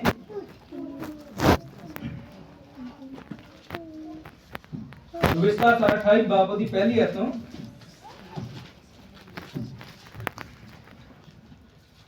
ਤਾਂ ਇਹ ਹੋਵੇਗਾ ਹਾਂਜੀ ਕਿ ਜੇ ਤੁਸੀਂ ਯਹੋਵਾ ਆਪਣੇ ਪਰਮੇਸ਼ਰ ਦੀ ਹਾਂ ਆਵਾਜ਼ ਮਨ ਲਾ ਕੇ ਸੁਣੋ ਹਾਂ ਅਤੇ ਉਸ ਦੇ ਸਾਰੇ ਹੁਕਮਾਂ ਦੀ ਪਾਲਣਾ ਕਰਕੇ ਪੂਰਾ ਕਰੋ। ਆਮੀਨ। ਕੀ ਲਿਖਿਆ? ਤਾਂ ਇਹ ਹੋਵੇਗਾ ਜੇ ਤੁਸੀਂ ਯਹੋਵਾ ਆਪਣੇ ਪਰਮੇਸ਼ਰ ਦੀ ਆਵਾਜ਼ ਕੀ ਆ ਮਨ ਲਾ ਕੇ ਸੁਣੋ, ਤੇ ਫਿਰ ਕੀ ਹੋਵੇਗਾ? ਅੱਜ ਜਿੰਨੇ ਵੀ ਮੇਰੇ ਭੈਣ ਭਰਾ ਆਏ ਆ, ਪ੍ਰਭੂ ਦੇ ਵਚਨ ਦੇ ਵਿੱਚ ਲਿਖਿਆ ਕਹਿੰਦਾ ਜਿਹਦੇ ਕੰਨ ਹੋਣ ਉਹ ਸੁਣੇ ਪਰਮੇਸ਼ਰ ਦਾ ਆਤਮਾ ਕਲੀਸਿਆ ਨੂੰ ਕੀ ਕਹਿੰਦਾ? ਤੇ ਜੇ ਮੇਰੇ ਜੀਜੋ ਇੱਥੇ ਪ੍ਰਭੂ ਦਾ ਵਚਨ ਕੀ ਕਹਿ ਰਿਹਾ? ਕਹਿੰਦਾ ਤਾਂ ਇਹ ਹੋਵੇਗਾ ਜੇ ਤੁਸੀਂ ਯਹੋਵਾ ਆਪਣੇ ਪਰਮੇਸ਼ਰ ਦੀ ਆਵਾਜ਼ ਮਨ ਲਗਾ ਕੇ ਸੁਣੋ ਅਤੇ ਉਹਦੇ ਸਾਰੇ ਹੁਕਮਾਂ ਦੀ ਪਾਲਣਾ ਕਰਕੇ ਉਹਨਾਂ ਨੂੰ ਪੂਰਾ ਕਰੋ, ਜੇ ਤਾਂ ਉਹਨੇ ਤੁਹਾਨੂੰ ਕੀ ਦਿੱਤਾ ਸੀ? ਹੁਕਮ ਦਿੱਤਾ ਸੀਗਾ। ਹੁਕਮ ਕੀ ਦਿੱਤਾ ਸੀ ਪਰਮੇਸ਼ਰ ਨੇ? ਹੁਕਮ ਕੀ ਦਿੱਤਾ ਸੀਗਾ? ਪਾਪ ਨਹੀਂ ਕਰਨਾ। ਪਾਪ ਦੀ ਮਜ਼ਦੂਰੀ ਕੀ ਹੈ? ਮੌਤ ਹੈ। ਮੇਰੇ ਅਜੀਜੋ, ਜੇ ਅਸੀਂ ਤੋਬਾ ਕਰਕੇ ਬਪਤਿਸਮਾ ਲੈ ਕੇ ਸਾਡੀ ਜ਼ਿੰਦਗੀ ਦੇ ਵਿੱਚ ਪਾਪ ਰਿਹਾ, ਤੇ ਜ਼ਬੂਰ ਦੇ ਵਿੱਚ ਦਾਊਦ ਲਿਖਦਾ ਕਿ ਪਾਪੀ ਦੀ ਪ੍ਰਾਰਥਨਾ ਜਿਹੜੀ ਉਹ ਪਾਪ ਵਿੱਚ ਹੀ ਗਿਣੀ ਜਾਂਦੀ ਹੈ। ਪ੍ਰਭੂ ਦੀ ਪ੍ਰਾਰਥਨਾ ਨੂੰ ਨਹੀਂ ਸੁਣੇਗਾ। ਤੇ ਜੇ ਅਸੀਂ ਬਾਈਬਲ ਵੀ ਪੜ੍ਹਦੇ ਹਾਂ, ਜੇ ਅਸੀਂ ਪ੍ਰਾਰਥਨਾ ਵੀ ਕਰਦੇ ਹਾਂ, ਜੇ ਅਸੀਂ ਕਹਿ ਸਕਦੇ ਚਰਚ ਵੀ ਆਉਂਦੇ ਹਾਂ ਤੇ ਨਾਲ ਨਾਲ ਪਾਪ ਵੀ ਕਰੀ ਜਾਂਦੇ ਹਾਂ, ਤੇ ਫਿਰ ਸਾਨੂੰ ਕੁਝ ਵੀ ਮਿਲਣਾ ਨਹੀਂ। ਵਚਨ ਦੱਸਦਾ ਕਣਕ ਦਾ ਦਾਣਾ ਜਿੰਨਾ ਚਿਰ ਜ਼ਮੀਨ 'ਚ ਜਾ ਕੇ ਗਲਦਾ ਨਹੀਂ, ਮਰਦਾ ਨਹੀਂ, ਉਹਨਾਂ ਚਿਰ ਜਿਹੜਾ ਉਹ ਫਲ ਨਹੀਂ ਲੈ ਪਾਉਂਦਾ। ਮਸੀਹ ਦਾ ਮਤਲਬ ਕੀ ਆ? ਮਰ ਜਾਣਾ। ਠੀਕ ਹੈ, ਮਸੀਹ ਦਾ ਮਤਲਬ ਕੀ ਆ? ਮਰ ਜਾਣਾ। ਆਪਣੇ ਆਪ ਨੂੰ ਖਤਮ ਕਰਨਾ, ਆਪਣੇ ਮੈਂ ਨੂੰ, ਆਪਣੇ ਘਮੰਡ ਨੂੰ, ਆਪਣਾ ਸਭ ਕੁਝ ਜੋ ਸਾਡੇ ਅੰਦਰ ਆ ਉਹਨੂੰ ਖਤਮ ਕਰਨਾ। ਪ੍ਰਭੂ ਕਹਿੰਦਾ ਜਿਹੜਾ ਆਪਣੇ ਆਪ ਨੂੰ ਨੀਵਾਂ ਕਰੇਗਾ ਉਹ ਕੀ ਕੀਤਾ ਜਾਵੇਗਾ? ਉੱਚਾ ਕੀਤਾ ਜਾਵੇਗਾ। ਉਹ ਤੁਹਾਨੂੰ ਕੀ ਕਰੇਗਾ? ਪਰਮੇਸ਼ਰ ਸਮੇਂ ਸਿਰ ਕਹਿੰਦਾ ਵੇਲੇ ਸਿਰ ਉਹ ਤੁਹਾਨੂੰ ਉੱਚਾ ਕਰੇਗਾ। ਜਿਹਦੇ ਕੰਨ ਹੋਣ ਉਹ ਸੁਣੇ ਪਰਮੇਸ਼ਰ ਦਾ ਆਤਮਾ ਕਲੀਸਿਆ ਨੂੰ ਕੀ ਫਰਮਾਉਂਦਾ ਹੈ? ਕਹਿੰਦਾ ਜਿਹਦਾ ਉਹਨੇ ਤੁਹਾਨੂੰ ਹੁਕਮ ਦਿੱਤਾ ਸੀ, ਹਾਂਜੀ ਅੱਗੇ, ਅਤੇ ਉਹਦੇ ਸਾਰੇ ਹੁਕਮਾਂ ਦੀ ਪਾਲਣਾ ਕਰਕੇ ਪੂਰਾ ਕਰੋ, ਜਿਨ੍ਹਾਂ ਦਾ ਮੈਂ ਅੱਜ ਤੁਹਾਨੂੰ ਹੁਕਮ ਦਿੰਦਾ ਹਾਂ। ਹਾਂਜੀ। ਤਾਂ ਯਹੋਵਾ ਤੁਹਾਡਾ ਪਰਮੇਸ਼ਰ ਤੁਹਾਨੂੰ ਧਰਤੀ ਦੀਆਂ ਸਾਰੀਆਂ ਕੌਮਾਂ ਉੱਤੇ ਉੱਚਾ ਕਰੇਗਾ। ਆਮੀਨ। ਆਮੀਨ। ਕਹਿੰਦਾ ਜੇ ਤੁਸੀਂ ਯਹੋਵਾ ਆਪਣੇ ਪਰਮੇਸ਼ਰ ਦੀ ਆਵਾਜ਼ ਮਨ ਲਗਾ ਕੇ ਸੁਣੋ ਤੇ ਉਹਦੇ ਸਾਰੇ ਹੁਕਮਾਂ ਦੀ ਪਾਲਣਾ ਕਰਕੇ ਉਹਨਾਂ ਨੂੰ ਪੂਰਾ ਕਰੋ, ਜਿਨ੍ਹਾਂ ਦਾ ਉਹਨੇ ਤੁਹਾਨੂੰ ਹੁਕਮ ਦਿੱਤਾ ਸੀਗਾ, ਤੇ ਯਹੋਵਾ ਤੁਹਾਡਾ ਪਰਮੇਸ਼ਰ ਧਰਤੀ ਦੀਆਂ ਸਾਰੀਆਂ ਕੌਮਾਂ ਉੱਤੇ ਤੁਹਾਨੂੰ ਕੀ ਕਰੇਗਾ? ਉੱਚਾ ਕਰੇਗਾ। ਹਾਲੇਲੂਇਆ। ਕਿੰਨੇ ਉੱਚਾ ਹੋਣਾ ਚਾਹੁੰਦੇ? ਮੈਨੂੰ ਤਾਂ ਪਰਮੇਸ਼ਰ ਨੇ ਬਹੁਤ ਕੀਤਾ। ਹਾਲੇਲੂਇਆ। ਉੱਚਾ ਅਸੀਂ ਸਾਰੇ ਹੋਣਾ ਚਾਹੁੰਦੇ ਆ, ਹੈਨਾ। ਉਹ ਪਾਕਿਸਤਾਨ ਤੋਂ ਮੇਰੇ ਉਸਤਾਦ ਦੱਸਦੇ ਸੀ, ਉਹ ਕਹਿੰਦੇ ਕਿ ਪੁਰਾਣੇ ਜ਼ਮਾਨੇ ਜਦੋਂ ਪਾਦਰੀ ਸੀਗੇ ਨਾ, ਉਹ ਘਰਾਂ 'ਚ ਜਾਂਦੇ ਹੁੰਦੇ ਸੀਗੇ, ਹੈਨਾ। ਤੇ ਕਿਸੇ ਨੇ ਦਾਣੇ ਪਾਏ, ਹੈਨਾ, ਜੇ ਦਾਣੇ ਪਾਏ ਪਾਦਰੀ ਨੂੰ ਕਹਿੰਦਾ ਬੇਟਾ ਦੁਆ ਵੀ ਕਰਿਆ ਕਰੋ। ਉਹ ਕਹਿੰਦਾ ਪਾਦਰੀ ਸਾਹਿਬ ਜੇ ਦੁਆ ਅਸੀਂ ਕਰਨੀ ਤਾਂ ਤੁਹਾਨੂੰ ਦਾਣੇ ਕਾਹਦੇ ਦਿੰਨੇ? ਕਹਿੰਦੇ ਤੁਹਾਨੂੰ ਦਾਣੇ ਕਾਹਦੇ ਦਿੰਨੇ ਆ ਨਾ। ਤੇ ਇਹੀ ਹਾਲ ਅੱਜ ਕਲੀਸਿਆ ਦਾ ਹੋਇਆ ਹੈ। ਉਹ ਸਮਝਦੀ ਹੈ ਕਿ ਸਾਨੂੰ ਪ੍ਰਾਰਥਨਾ ਕਰਨ ਦੀ ਲੋੜ ਨਹੀਂ, ਸਾਨੂੰ ਪ੍ਰਾਰਥਨਾ ਕਰਨ ਦੀ ਕੀ ਆ? ਜ਼ਰੂਰਤ ਨਹੀਂ ਹੈਗੀ, ਕਿਉਂਕਿ ਪਾਸਟਰ ਹੈਗੇ ਪ੍ਰਾਰਥਨਾ ਕਰਨ ਨੂੰ। ਠੀਕ ਹੈ, ਪ੍ਰਭੂ ਦੇ ਦਾਸ ਦਾਸੀ ਹੈਗੇ ਪ੍ਰਾਰਥਨਾ ਕਰਨ ਨੂੰ। ਅਸੀਂ ਪ੍ਰਾਰਥਨਾ ਨਹੀਂ ਕਰਦੇ। ਸਾਡਾ ਕੀ ਆ? ਠੀਕ ਹੈ, ਵਿਆਹ ਤੇ ਜੇ ਜਾਣਾ ਹੋਵੇ ਛੇਤੀ ਉਹ ਤਿਆਰ ਜਾਂਦੇ, ਤੇ ਬੰਦਗੀ ਤੇ ਜਾਣਾ ਹੋਵੇ ਛੇਤੀ ਉਹ ਬਿਮਾਰ ਜਾਂਦੇ, ਹੈਨਾ। ਜਦੋਂ ਵਿਆਹ ਹੁੰਦਾ ਭਾਵੇਂ ਜਿੰਨੀ ਮਰਜ਼ੀ ਧੁੰਦ ਪਈ ਹੋਵੇ, ਜਿੰਨਾ ਮਰਜ਼ੀ ਕੋਹਰਾ ਪਿਆ ਹੋਵੇ, ਜਿੰਨੇ ਮਰਜ਼ੀ ਬਿਮਾਰ ਹੋਈਏ, ਤੇ ਮੇਰੇ ਜੀਜੋ ਅਸੀਂ ਫੱਟ ਉੱਠ ਕੇ ਤਿਆਰ ਹੋ ਜਾਂਦੇ। ਤੇ ਜਿੱਦਣ ਬੰਦਗੀ ਹੁੰਦੀ ਆ ਤੇ ਉਦਣ ਅਸੀਂ ਸਿਰ ਬੰਨ ਕੇ ਪੈ ਜਾਂਦੇ, ਹੈਨਾ। ਫਿਰ ਬਰਕਤ ਕਿੱਥੋਂ ਮਿਲਣੀ ਆ? ਪ੍ਰਭੂ ਦੇ ਵਚਨ ਲਿਖਿਆ ਹੁੰਦਾ ਢਿੱਲੇ ਹੱਥ ਤੇ ਭਿੜਦੇ ਹੋਏ ਗੋਡੇ ਜਿਹੜੇ ਪਰਮੇਸ਼ਰ ਨੂੰ ਬਿਲਕੁਲ ਪਸੰਦ ਨਹੀਂ। ਮੈਂ ਰਸਤੇ 'ਚ ਆ ਰਿਹਾ, ਪ੍ਰਭੂ ਗੱਲ ਕਰ ਰਿਹਾ ਸੀ। ਪ੍ਰਭੂ ਨੇ ਕਿਹਾ ਜਦੋਂ ਤੁਸੀਂ ਕਿਤੇ ਕੰਮ ਤੇ ਜਾਂਦੇ ਹੋ, ਉੱਥੇ ਤੁਸੀਂ ਸਹੀ ਤਰੀਕੇ ਦੇ ਨਾਲ ਕੰਮ ਨਾ ਕਰੋਗੇ, ਅਗਲਾ ਇੱਕ ਦਿਨ ਦੇਖੇਗਾ, 2 ਦਿਨ ਦੇਖੇਗਾ, ਤੀਜੇ ਦਿਨ ਅਗਲਾ ਬਾਹਰ ਕੱਢ ਦੇ। ਅਗਲਾ ਕਹਿੰਦਾ ਤੂੰ ਮੇਰੇ ਕੰਮ ਦਾ ਨਹੀਂ ਹੈਗਾ। ਲੇਕਿਨ ਪ੍ਰਭੂ ਨੇ ਸਾਨੂੰ ਫਿਰ ਵੀ ਨਿਕੰਮਿਆਂ ਨੂੰ ਸਾਨੂੰ ਉਹਨੇ ਆਪਣੇ ਗਲ ਦੇ ਨਾਲ ਲਾਇਆ। ਪ੍ਰਭੂ ਦੇ ਦਾਸ ਦਾਸੀਆਂ ਨੇ ਫਿਰ ਅਸੀਂ ਇੰਨੀਆਂ ਗਲਤੀਆਂ ਕਰਦੇ ਉਹਨਾਂ ਨੇ ਫਿਰ ਵੀ ਸਾਨੂੰ ਕੀ ਆ? ਉਹ ਸਾਨੂੰ ਛੱਡਦੇ ਨਹੀਂ ਹੈਗੇ। ਦਿਨ ਰਾਤ ਸਾਡੇ ਲਈ ਰੋਂਦੇ ਆ, ਦੁਆਵਾਂ ਕਰਦੇ ਆ, ਲੇਕਿਨ ਅਸੀਂ ਫਿਰ ਵੀ ਜਿਹੜੇ ਕੀ ਅਣਗਹਿਲੀਆਂ ਕਰਦੇ ਆ। ਕੀ ਲਿਖਿਆ? ਕਹਿੰਦਾ ਜੇ ਤੁਸੀਂ ਯਹੋਵਾ ਆਪਣੇ ਪਰਮੇਸ਼ਰ ਦੀ ਆਵਾਜ਼ ਕੰਨ ਲਗਾ ਕੇ ਸੁਣੋ, ਮਨ ਲਗਾ ਕੇ ਮੰਨੋ, ਉਹਦੇ ਸਾਰੇ ਹੁਕਮਾਂ ਦੀ ਪਾਲਣਾ ਕਰੋ, ਤੇ ਯਹੋਵਾ ਤੁਹਾਡਾ ਪਰਮੇਸ਼ਰ ਧਰਤੀ ਦੀਆਂ ਸਾਰੀਆਂ ਕੌਮਾਂ ਵਿੱਚ ਤੁਹਾਨੂੰ ਕੀ ਕਰੇਗਾ? ਉੱਚਾ ਕਰੇਗਾ। ਸਾਡੇ ਕੋਈ ਰਿਸ਼ਤੇਦਾਰ ਨਹੀਂ ਸੀ ਪੜਦਾ, ਕਿਉਂਕਿ ਤੁਹਾਨੂੰ ਪਤਾ ਗਰੀਬ ਦੇ ਘਰ ਕੋਈ ਨਹੀਂ ਆਉਂਦਾ, ਨਾ ਕੋਈ ਭਰਜਾਈ, ਨਾ ਕੋਈ ਭੈਣ, ਨਾ ਕੋਈ ਨਾਨਕੇ, ਕੋਈ ਨਹੀਂ ਸੀ ਦੇਖਿਆ। ਠੀਕ ਹੈ, ਕੋਈ ਬੁਲਾਉਂਦਾ ਵੀ ਨਹੀਂ ਸੀਗਾ। ਲੇਕਿਨ ਅੱਜ ਉਹੀ ਜਗਦੀਸ਼ ਆ, ਉਹ ਸਾਰੇ ਕਹਿੰਦੇ ਯਾਰ ਆਈ ਤਾਂ ਸਹੀ, ਕੀ ਹੋਇਆ ਜੀ? ਸਲਾਹ ਕਰਨੀ ਹੈ। ਅੱਜ ਉਹ ਸਲਾਹਾਂ ਲੈਂਦੇ ਆ। ਅੱਜ ਉਹੀ ਲੋਕ ਜਿਹੜੇ ਆ ਉਹ ਸਲਾਹਾਂ ਲੈਂਦੇ ਆ। ਇੱਕ ਦਿਨ ਜਿਹੜੇ ਕੀ ਆ ਉਹ ਨਾ ਘਰ ਬਾਰ ਨਾ ਪਸੰਦ ਕਰਦੇ ਸੀਗੇ, ਤੇ ਨਾ ਸਾਡੇ ਆਉਣਾ ਕੋਈ ਪਸੰਦ ਕਰਦਾ ਸੀਗਾ, ਕਿਉਂਕਿ ਅੱਜ ਪਤਾ ਹੈ ਉਹਨਾਂ ਨੂੰ। ਠੀਕ ਹੈ, ਇਸੇ ਕਰਕੇ ਮੇਰੇ ਜੀਜੂ ਲਿਖਿਆ, ਕਹਿੰਦਾ ਯਹੋਵਾ ਤੁਹਾਡਾ ਪਰਮੇਸ਼ਰ ਧਰਤੀ ਦੀਆਂ ਸਾਰੀਆਂ ਕੌਮਾਂ ਦੇ ਤੁਹਾਨੂੰ ਕੀ ਕਰੇਗਾ? ਉੱਚਾ ਕਰੇਗਾ। ਹਾਂਜੀ ਅੱਗੇ ਪੜਾਂਗੇ। ਜੇ ਤੁਸੀਂ ਯਹੋਵਾ ਆਪਣੇ ਪਰਮੇਸ਼ਵਰ ਦੀ ਆਵਾਜ਼ ਸੁਣੋ ਹਾਂ ਤਾਂ ਇਹ ਸਾਰੀਆਂ ਆਸ਼ੀਸ਼ਾਂ ਤੁਹਾਡੇ ਉੱਤੇ ਆਉਣਗੀਆਂ। ਹਾਂਜੀ, ਕਹਿੰਦਾ ਜੇ ਤੁਸੀਂ ਯਹੋਵਾ ਆਪਣੇ ਪਰਮੇਸ਼ਰ ਦੀ ਆਵਾਜ਼ ਸੁਣੋ ਤੇ ਇਹ ਸਾਰੀਆਂ ਆਸ਼ੀਆਂ ਤੁਹਾਡੇ ਉੱਤੇ ਆਉਣਗੀਆਂ। ਹਾਂਜੀ, ਸਗੋਂ ਤੁਹਾਡੇ ਪਿੱਛੇ ਪੈ ਕੇ ਤੁਹਾਨੂੰ ਹਾਂ, ਉੱਤੇ ਮਿਲਣਗੀਆਂ। ਨਹੀਂ, ਪਰਮੇਸ਼ਰ ਕਹਿੰਦਾ ਕਿ ਆ ਪਿੱਛੇ ਪੈ ਕੇ ਮਿਲਣਗੀਆਂ। ਆਮੇਨ। ਪਿੱਛੇ ਪੈ ਕੇ ਮਿਲਣਗੀਆਂ, ਤੁਹਾਨੂੰ ਮੰਗਣਾ ਨਹੀਂ ਪਏਗਾ। ਸੁਲੇਮਾਨ ਨੂੰ ਮੰਗਣਾ ਨਹੀਂ ਪਿਆ, ਪਰਮੇਸ਼ਰ ਨੇ ਖੁਦ ਕਿਹਾ, ਕਹਿੰਦਾ ਸੁਲੇਮਾਨ ਮੰਗ। ਜਦੋਂ ਨੇ ਪ੍ਰਭੂ ਦੀ ਇੱਛਾ ਨੂੰ ਪੂਰਾ ਕੀਤਾ, ਜਦੋਂ ਉਹਨੇ ਪਰਮੇਸ਼ਰ ਦੇ ਲਈ ਭਵਨ ਬਣਾਇਆ, ਉਹ ਭਵਨ ਇੱਟਾਂ ਦਾ ਸੀਗਾ, ਸ਼ਾਇਦ ਅਸੀਂ ਪ੍ਰਭੂ ਦੇ ਲਈ ਨਹੀਂ ਬਣਾ ਸਕਦੇ।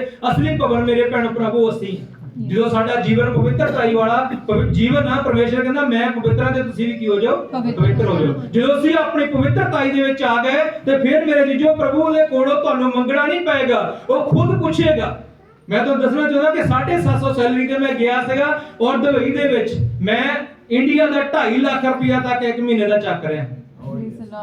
750 ਸੈਲਰੀ ਕਿਤੇ, ਠੀਕ ਹੈ, ਇੰਡੀਆ ਦੇ 12,000 13,000 ਦਰਾਮ ਜਿਹੜਾ ਮੈਂ ਇੱਕ ਮਹੀਨੇ ਦਾ ਜਿਹੜਾ ਮੈਂ ਕਮਾਉਂਦਾ ਸੀਗਾ ਤੇ 5,000 ਮੇਰੀ ਵਾਈਫ ਕਮਾਉਂਦੀ ਸੀਗੀ ਤੇ ਇੰਡੀਆ ਦਾ ਘੱਟ ਤੋਂ ਘੱਟ 4 ਲੱਖ ਰੁਪਇਆ ਅਸੀਂ ਦੋਨੇ ਜਾਣੇ ਕਮਾਉਂਦੇ ਸੀਗੇ।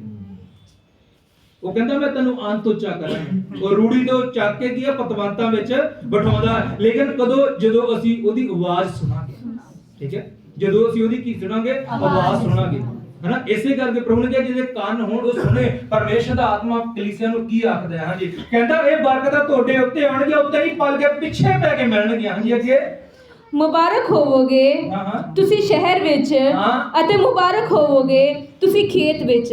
ਪਰਮੇਸ਼ਰ ਦਾ ਆਤਮਾ ਕੀ ਕਹਿ ਰਿਹਾ? ਕਹਿੰਦਾ ਮੁਬਾਰਕ ਹੋਵੋਗੇ ਤੁਸੀਂ ਸ਼ਹਿਰ ਵਿੱਚ ਤੇ ਮੁਬਾਰਕ ਹੋਵੋਗੇ ਤੁਸੀਂ ਖੇਤ ਵਿੱਚ। ਜਿਸ ਪਿੰਡ ਵਿੱਚ ਰਹਿੰਦੇ ਆ, ਜਿਸ ਮੁਹੱਲੇ ਵਿੱਚ ਰਹਿੰਦੇ ਆ, ਜਿਸ ਜ਼ਿਲ੍ਹੇ ਵਿੱਚ ਰਹਿੰਦੇ ਆ, ਜਿਸ ਏਰੀਆ ਵਿੱਚ ਰਹਿੰਦੇ ਆ, ਪਰਮੇਸ਼ਰ ਕਹਿੰਦਾ ਤੁਸੀਂ ਕੀ ਹੋਵੋਗੇ? ਮੁਬਾਰਕ ਹੋਵੋਗੇ। Praise Lord. ਲੋਕੀ ਤੁਹਾਤੋਂ ਕੀ ਕਰਨਗੇ? ਤੁਹਾਨੂੰ ਦੇਖਣਗੇ, ਉਹ ਆ ਮਸੀਹ ਦੀ ਕੋਠੀ, ਹੈਨਾ, ਉਹ ਆ ਫਲਾਣਾ, ਉਹ ਦੇਖੋ। ਮੈਂ ਪ੍ਰਭੂ ਦਾ ਧੰਨਵਾਦ ਕਰਦਾ, ਇੱਕ ਸਾਈਕਲ ਲੈਣ ਦੀ ਔਕਾਤ ਨਹੀਂ ਸੀਗੀ, ਠੀਕ ਹੈ, ਸਾਈਕਲ ਲੈਣ ਦੀ ਅੱਜ ਐਕਟਿਵਾ ਬੋਲਟ ਗੱਡੀ ਹਲੇ ਮੈਂ ਆਪ ਨਹੀਂ ਲਈ। ਗੱਡੀਆਂ ਪ੍ਰਭੂ ਨੇ ਦੁਬਈ ਦੇ ਵਿੱਚ ਦਿੱਤੀਆਂ। ਇੱਥੇ ਕਿਉਂ ਮੈਂ ਉਹਦਾ ਕਦੇ 20 ਦਿਨ ਜਾਂ ਮਹੀਨਾ ਜਾਂ ਥੋੜੇ ਦਿਨਾਂ ਵਾਸਤੇ ਆਉਣਾ, ਠੀਕ ਹੈ, ਗੱਡੀ ਹਲੇ ਆਪ ਨਹੀਂ ਲਈ। ਸਾਈਕਲ ਲੈਣ ਦੀ ਔਕਾਤ ਨਹੀਂ। ਇੱਕ ਵਾਰੀ ਮੰਗ ਕੇ ਮੇਰੀ ਮੰਮੀ ਨੇ ਕਿਸੇ ਜੱਟਾਂ ਦੇ ਮੈਨੂੰ ਸਾਈਕਲ ਲਿਆ ਕੇ ਦਿੱਤਾ ਰਿੰਜਨ, ਤੇ ਉਹਨੂੰ ਕਦੇ ਕਾਲਾ ਰੰਗ ਕਰ ਲੈਣਾ, ਕਦੇ ਲਾਲ ਰੰਗ ਕਰ ਲੈਣਾ। ਔਰ ਅੱਜ ਪ੍ਰਭੂ ਦਾ ਧੰਨਵਾਦ ਕਰਦੇ ਬੋਲਟ ਮੋਰ। ਮੈਂ ਪ੍ਰਭੂ ਨੂੰ ਕਿਹਾ, ਮੈਂ ਕਿਹਾ ਪ੍ਰਭੂ ਜੇ ਇੰਡੀਆ 'ਚ ਸੇਵਾ ਕਰਾਉਣੀ, ਪਹਿਲਾਂ ਬੋਲਟ ਮੋਟਰਸਾਈਕਲ ਕੋਠੀ ਗੱਡੀ ਮੈਨੂੰ ਚਾਹੀਦੀ ਹੈ।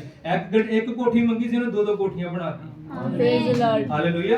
ਕੀ ਲਿਖਿਆ? ਕਹਿੰਦਾ ਉਹ ਤੁਸੀਂ ਮੁਬਾਰਕ ਹੋਵੋਗੇ ਤੁਸੀਂ ਸ਼ਹਿਰ ਵਿੱਚ ਤੇ ਮੁਬਾਰਕ ਹੋਵੋਗੇ ਤੁਸੀਂ ਖੇਤ ਵਿੱਚ। ਹਾਂਜੀ, ਅੱਗੇ ਮੁਬਾਰਕ ਹੋਵੋਗੇ ਤੁਹਾਡੇ ਸਰੀਰ ਦਾ ਫਲ। ਹਾਂਜੀ, ਮੁਬਾਰਕ ਹੋਵੇਗਾ ਤੁਹਾਡੇ ਸਰੀਰ ਦਾ ਫਲ। ਮੁਬਾਰਕ ਹੋਵੇਗਾ ਤੁਹਾਡੀ ਜ਼ਮੀਨ ਦਾ ਫਲ, ਤੁਹਾਡੇ ਡੰਗਰ ਦਾ ਫਲ, ਤੁਹਾਡੇ ਚੋਨੇ ਦਾ ਵਾਧਾ ਅਤੇ ਤੁਹਾਡੇ ਇੱਜੜ ਦੇ ਬੱਚੇ। ਹਾਂਜੀ, ਮੁਬਾਰਕ ਹੋਵੇਗੀ ਤੁਹਾਡੀ ਖਾਰੀ ਅਤੇ ਤੁਹਾਡਾ ਪ੍ਰਾਤੜਾ। ਹਾਂਜੀ, ਮੁਬਾਰਕ ਹੋਵੇਗਾ ਤੁਸੀਂ ਆਪਣੇ ਅੰਦਰ ਆਉਣ ਵਿੱਚ, ਮੁਬਾਰਕ ਹੋਵੋਗੇ ਤੁਸੀਂ ਆਪਣੇ ਬਾਹਰ ਜਾਣ ਵਿੱਚ। ਕੀ ਲਿਖਿਆ? ਕਹਿੰਦਾ ਮੁਬਾਰਕ ਹੋਵੇਗਾ ਤੁਹਾਡਾ ਪ੍ਰਾਤੜਾ। ਤੁਹਾਡੇ ਘਰ ਦੇ ਵਿੱਚ ਕਦੇ ਕਿਸੇ ਚੀਜ਼ ਦੀ ਜਿਹੜੀ ਘਾਟ ਨਹੀਂ ਆਏਗੀ ਜੇ ਅਸੀਂ ਆਪਣੇ ਪਰਮੇਸ਼ਰ ਦੀ ਆਵਾਜ਼ ਨੂੰ ਸੁਣਾਂਗੇ ਔਰ ਉਹਦੇ ਹੁਕਮਾਂ ਦੀ ਪਾਲਣਾ ਕਰਾਂਗੇ। ਪਰਮੇਸ਼ਰ ਦਾ ਵਚਨ ਕੀ ਕਹਿ ਰਿਹਾ? ਕਹਿੰਦਾ ਮੁਬਾਰਕ ਹੋਵੋਗੇ ਤੁਸੀਂ ਅੰਦਰ ਆਉਣ ਵਿੱਚ ਤੇ ਮੁਬਾਰਕ ਹੋਵੋਗੇ ਬਾਹਰ ਜਾਣ ਵਿੱਚ। ਮੇਰੇ ਅਜੀਜ਼ੋ, ਜਿੱਧਰ ਨੂੰ ਜਾਓਗੇ ਪ੍ਰਭੂ ਤੁਹਾਡੇ ਰਾਹਾਂ ਨੂੰ ਕੀ ਕਰੇਗਾ? ਸਫਲ ਕਰੇਗਾ। ਵਚਨ ਦੇ ਵਿੱਚ ਲਿਖਿਆ, ਜਦੋਂ ਦਾਊਦ ਬਜ਼ੁਰਗ ਹੋ ਗਿਆ, ਉਹਨੇ ਆਪਣੇ ਬੇਟੇ ਸੁਲੇਮਾਨ ਨੂੰ ਕੋਲ ਬੁਲਾਇਆ। ਉਹਨੇ ਕਿਹਾ ਮੇਰੇ ਪੁੱਤਰ ਤਕੜਾ ਹੋ, ਆਪਣੀ ਕਮਰ ਕੱਸ, ਆਪਣਾ ਲੱਕ ਬੰਨ, ਯਹੋਵਾ ਆਪਣੇ ਪਰਮੇਸ਼ਰ ਦੇ ਸਾਰੇ ਹੁਕਮਾਂ ਦੀ ਕੀ ਕਰ? ਪਾਲਣਾ ਕਰ, ਤਾਂ ਜੋ ਇਹ ਮੇਰੇ ਪੁੱਤਰ ਜਿੱਧਰ ਤੂੰ ਜਾਵੇਂ, ਜਿੱਧਰ ਤੂੰ ਮੂੰਹ ਕਰੇ, ਤੂੰ ਕੀ ਹੋਵੇਂਗਾ? ਸਫਲ ਹੋਵੇਂਗਾ। ਮੇਰੇ ਜੀਜੋ, ਅੱਜ ਸਾਡੀ ਸਫਲਤਾ ਕਿਉਂ ਰੁਕੀ ਆ? ਸਾਡੇ ਬੱਚੇ ਉਹ ਡਿਗਰੀਆਂ ਚੱਕ ਕੇ ਘੁੰਮ ਰਹੇ, ਨੌਕਰੀਆਂ ਨਹੀਂ ਮਿਲ ਰਹੀਆਂ। ਬ੍ਰਦਰ ਜੀ ਦੱਸ ਰਹੇ ਸੀਗੇ, ਕਹਿੰਦੇ ਬ੍ਰਦਰ ਜੀ ਸਾਡੇ ਏਰੀਆ ਦੇ ਵਿੱਚ ਬਹੁਤ ਗਰੀਬੀ ਆ। ਮੈਨੂੰ ਸੁਣ ਕੇ ਬੜਾ ਦੁੱਖ ਹੋਇਆ। ਮੇਰੇ ਜੀਜੋ, ਉਸ ਗਰੀਬੀ ਨੂੰ ਕੱਢਣਾ ਚਾਹੁੰਦੇ ਅਸੀਂ। ਤੁਹਾਨੂੰ ਪਤਾ ਅਸੀਂ ਕਿਹਦੇ ਬੇਟੇ ਆ? ਉਹ ਰਾਜਿਆਂ ਦਾ ਰਾਜਾ ਤੇ ਪ੍ਰਭੂਆਂ ਦਾ ਪ੍ਰਭੂ ਹੈ। ਅਸੀਂ ਉਹਦੇ ਧੀਆਂ ਤੇ ਪੁੱਤਰ ਆ, ਉਸ ਯਿਸੂ ਮਸੀਹ ਦੇ ਧੀਆਂ ਤੇ ਪੁੱਤਰ ਆ, ਠੀਕ ਹੈ, ਜਿਹੜਾ ਉਹਨੇ ਸਾਨੂੰ ਲੈਣ ਵਾਲਾ ਨਹੀਂ, ਉਹਨੇ ਸਾਨੂੰ ਦੇਣ ਵਾਲੇ ਬਣਾਇਆ ਹੈ।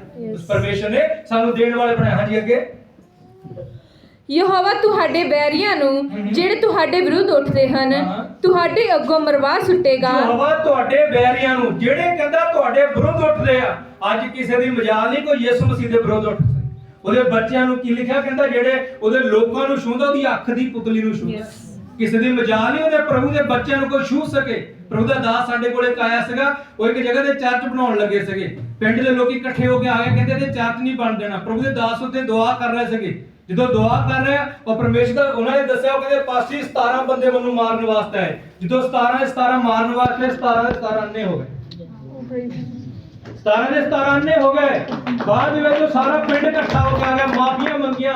ਪਾਸਟਰ ਪ੍ਰਭੂ ਦੇ ਦਾਸ ਜੀ ਸਾਨੂੰ ਮਾਫ ਕਰ ਦਿਓ। ਪ੍ਰਭੂ ਦੇ ਦਾਸ ਨੇ ਪ੍ਰਾਰਥਨਾ ਕੀਤੀ, 17 ਦੇ 17 ਸਜਾਕੇ ਹੋ ਗਏ। ਉਹ ਪਿੰਡ ਵਾਲਿਆਂ ਨੇ ਚਰਚ ਬਣਾ ਕੇ ਦਿੱਤਾ। ਹਾਲੇਲੂਇਆ। ਕਿਉਂਕਿ ਮੇਰੇ ਜੀਜੋ ਅੱਜ ਸਾਡੇ ਜੀਵਨ ਦੇ ਵਿੱਚ ਪਵਿੱਤਰਤਾ ਹੀ ਨਹੀਂ ਹੈਗੀ, ਅੱਜ ਸਾਡੇ ਜੀਵਨ ਦੇ ਵਿੱਚ ਪ੍ਰਾਰਥਨਾ ਨਹੀਂ ਹੈਗੀ। ਕਿਉਂਕਿ ਸਾਡੇ ਕੋਲ ਸਾਰੇ ਕੰਮਾਂ ਦੇ ਟਾਈਮ ਹੈ, ਠੀਕ ਹੈ। ਅਸੀਂ 2.5 ਘੰਟੇ 3 ਘੰਟੇ ਫੋਨਾਂ ਤੇ ਲੱਗੇ ਰਹਿੰਦੇ ਆ, ਲੇਕਿਨ ਉਸ ਪਰਮੇਸ਼ਰ ਦੇ ਲਈ ਸਾਡੇ ਕੋਲ ਥੋੜਾ ਵੀ ਸਮਾਂ ਨਹੀਂ ਹੈ। ਜਿਹਨੇ ਸਾਡੇ ਲਈ ਲਿਖਿਆ ਆਪਣੇ ਲਹੂ ਦਾ ਇੱਕ ਇੱਕ ਕਤਰਾ ਬਹਾਤਾ, ਸਾਡੇ ਲਈ ਉਹਦੇ ਲਈ ਸਾਡੇ ਕੋਲ ਉਹਦੇ ਲਈ 10 ਮਿੰਟ ਨਹੀਂ ਹੈਗੇ। ਕਾਹਤੇ? ਵਜ੍ਹਾ ਕੀ ਹੈ? ਅੱਜ ਜੇ ਅਸੀਂ ਬਿਮਾਰੀਆਂ ਚੋਂ ਨਿਕਲਣਾ ਚਾਹੁੰਦੇ ਆ, ਸਾਨੂੰ ਆ ਗੋਡੇ ਜਿਹੜੇ ਟੇਕਣੇ ਪੈਣੇ ਆ, ਠੀਕ ਹੈ। ਕਿੰਨੇ ਬਾਈਬਲ ਦੇ ਮੁਤਾਬਕ ਜੇ ਅਸੀਂ ਦੇਖੀਏ, ਸਾਡੇ 2 ਘੰਟੇ 40 ਮਿੰਟ ਜਿਹੜੀ ਪ੍ਰਾਰਥਨਾ ਬਣਦੀ ਰੋਜ਼ ਦੇ 2 ਘੰਟੇ। ਜੇ ਆਪਾਂ ਪੈਸੇ ਦਾ ਸੰਬੰਧ ਅਸੀਂ ਕਹਿੰਦੇ ਨਾ ਪ੍ਰਭੂ ਦੇ ਮਸੀਹ ਲੋਕ ਮੰਗਦੇ ਨਹੀਂ ਹੈਗੇ, ਲੇਕਿਨ ਚਰਚ ਵਿੱਚ ਤੁਸੀਂ ਮੰਗਦੇ ਬਣਾ ਦਿੰਦੇ। ਜਦੋਂ ਪ੍ਰਭੂ ਦੇ ਦਾਸ ਨਾ ਮਾੜਾ ਜਿਹਾ ਪ੍ਰਚਾਰ ਕਰਦੇ ਆ ਦਸਵੰਧ ਦੇ ਬਾਰੇ, ਜਿਹੜੇ ਹੱਸਦੇ ਚਿਹਰੇ ਹੁੰਦੇ ਨਾ ਉਹ ਇੰਨੇ ਹੋ ਜਾਂਦੇ ਹਨਾ। ਉਹਨਾਂ ਨੂੰ ਪਤਾ ਲੱਗਦਾ ਲੱਗੇ ਹੁਣ ਦਸਵੰਧ ਮੰਗਣ ਹਨਾ। ਉਹ ਸਾਨੂੰ ਨਹੀਂ ਦਿੰਦੇ ਹੈਗੇ, ਤੁਸੀਂ ਉਹ ਪਰਮੇਸ਼ਰ ਨੂੰ ਦੇਣਾ। ਉਹ ਕਹਿੰਦਾ ਦਿਓਗੇ ਤਾਂ ਤੁਹਾਨੂੰ ਦਿੱਤਾ ਜਾਵੇਗਾ, ਬੀਜੋਗੇ ਤਾਂ ਜਦੋਂ ਬੀਜਣਾ ਨੇ ਤੁਸੀਂ ਵੱਢਣਾ ਕਿੱਥੇ? ਜਦ ਆਪਾਂ ਬੀਜਾਂਗੇ ਨਾ, 750 ਸੈਲਰੀ ਸੀ, ਉਹਦੇ ਵਿੱਚ ਲਿਖਿਆ ਜਿਹੜਾ ਥੋੜੇ ਵਿੱਚ ਦੇਣਦਾਰ ਆ, ਥੋੜੇ ਵਿੱਚ ਵਫਾਦਾਰ ਹੈ। ਸੈਲਰੀ ਆਉਂਦੀ ਸੀ ਤੇ ਦੁਆ ਕਰਕੇ ਪਹਿਲਾ ਦਸਵੰਧ ਜਿਹੜਾ ਕੱਢ ਕੇ ਬਾਈਬਲ 'ਚ ਰੱਖਦਾ ਸੀਗਾ। ਜਦੋਂ ਸ਼ੁੱਕਰਵਾਰ ਚਰਚ ਉੱਥੇ ਲੱਗਦਾ ਜਾਣਾ, ਪਹਿਲਾਂ ਪ੍ਰਭੂ ਦੇ ਦਾਸ ਨੂੰ ਦੇਣਾ ਪਹਿਲਾ ਦਸਵੰਧ। 750 ਦੇ ਦਸਵੰਧ ਕੱਢਣਾ ਸ਼ੁਰੂ ਕੀਤਾ ਸੀਗਾ। ਗੱਡੀ ਲਈ ਪਹਿਲੇ ਮਹੀਨੇ 5000 ਦਰਾਮ ਦਾ ਕੰਮ ਕੀਤਾ, 500 ਦਸਵੰਧ ਕੱਢਿਆ। ਦੂਸਰੇ ਮਹੀਨੇ 7,500 ਦਰਾਮ ਦਾ ਕੰਮ ਕੀਤਾ, 750 ਦਸਵੰਧ ਕੱਢਿਆ। ਤੀਸਰੇ ਮਹੀਨੇ 9,500 ਦਰਾਮ ਦਾ ਕੰਮ ਕੀਤਾ, 950 ਦਸਵੰਧ ਨਿਕਲਿਆ। ਅਗਲੇ ਮਹੀਨੇ 12,500 ਦਰਾਮ ਦਾ ਕੰਮ ਕੀਤਾ, 1250 ਦਸਵੰਧ ਕੱਢਿਆ। ਉੱਥੇ 1200 ਰੁਪਿਆ ਸੈਲਰੀ ਆ ਤੇ ਮੇਰੀ 1200 ਰੁਪਿਆ ਦਸਵੰਧ ਮੈਂ ਕੱਢਦਾ ਸੀ। ਉਹ ਕਹਿੰਦਾ ਜੇ ਮੈਂ ਵਫਾਦਾਰ ਹਾਂ ਤੇ ਤੁਸੀਂ ਵੀ ਕੀ ਹੋ ਜਾਓ ਵਫਾਦਾਰ। ਅਸੀਂ ਵਫਾਦਾਰ ਨਹੀਂ ਹੈਗੇ। ਇਸੇ ਕਰਕੇ ਸਾਡਾ ਜਿਹੜਾ ਪੈਸਾ ਉਹ ਡਾਕਟਰਾਂ ਦੇ ਮੂੰਹ ਜਾ ਰਿਹਾ। ਮਲਾਕੀ 'ਚ ਲਿਖਿਆ, ਮੈਂ ਤੇਰੇ ਖਾਣ ਵਾਲੇ ਨੂੰ ਕੀ ਕਰਾਂਗਾ?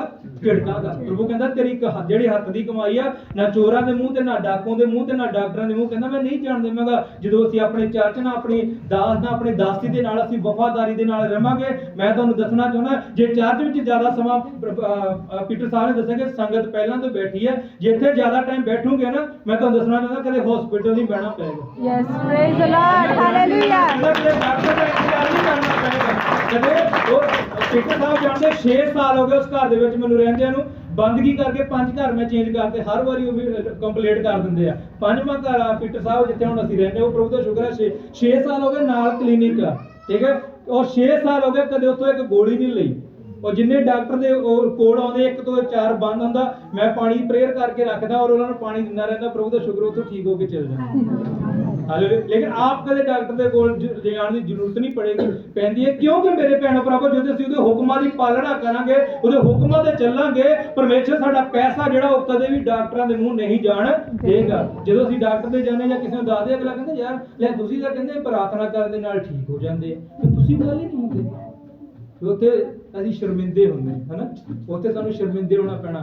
ਪ੍ਰਾਰਥਨਾ ਨਾਲ ਹੁੰਦੇ ਆ ਠੀਕ। ਪ੍ਰਭੂ ਦਾ ਧੰਨਵਾਦ ਕਰਦਾ, ਕੈਂਸਰ, ਗਠੀਆ, ਏਡਜ਼, ਪਤਾ ਨਹੀਂ ਕਿੱਦਾਂ ਦੇ ਲੋਕ ਜਿਹੜੇ ਅਮਰੀਕਾ, ਪਾਕਿਸਤਾਨ, ਕਿੱਥੇ ਲੋਕ ਜਿਹੜੇ ਆ ਉਹ ਠੀਕ ਹੋਣ ਡਏ ਆ ਪ੍ਰਾਰਥਨਾ ਦੇ ਵਸੀਲੇ। ਹਾਲੇਲੂਇਆ। ਲੇਕਿਨ ਮੇਰੇ ਭੈਣਾਂ ਭਰਾਵੋ, ਜਦੋਂ ਅਸੀਂ ਵਫਾਦਾਰੀ ਦੇ ਨਾਲ ਉਹਦੇ ਨਾਲ ਚੱਲਾਂਗੇ, ਜਦੋਂ ਪਰਮੇਸ਼ਰ ਦੇ ਨਾਲ ਵਫਾਦਾਰੀ ਦੇ ਨਾਲ, ਪਵਿੱਤਰਤਾ ਦੇ ਨਾਲ, ਅਧੀਨਗੀ ਦੇ ਨਾਲ, ਨਰਮਾਈ ਦੇ ਨਾਲ ਚੱਲਾਂਗੇ, ਪਰਮੇਸ਼ਰ ਕਦੇ ਵੀ ਜਿਹੜਾ ਉਹ ਤੁਹਾਨੂੰ ਜਿਹੜਾ ਕੀ ਆ ਉਹ ਕਿਸੇ ਦੇ ਅੱਗੇ ਝੁਕਣ ਨਹੀਂ ਦੇਗਾ। ਹਾਂਜੀ, ਅੱਗੇ ਪੜਾਂਗੇ। ਯਹੋਵਾ ਤੁਹਾਡੇ ਵੈਰੀਆਂ ਨੂੰ ਜਿਹੜੇ ਤੁਹਾਡੇ ਵਿਰੁੱਧ ਉੱਠਦੇ ਹਨ, ਤੁਹਾਡੇ ਅੱਗੋਂ ਮਰਵਾ ਸੁੱਟੇਗਾ।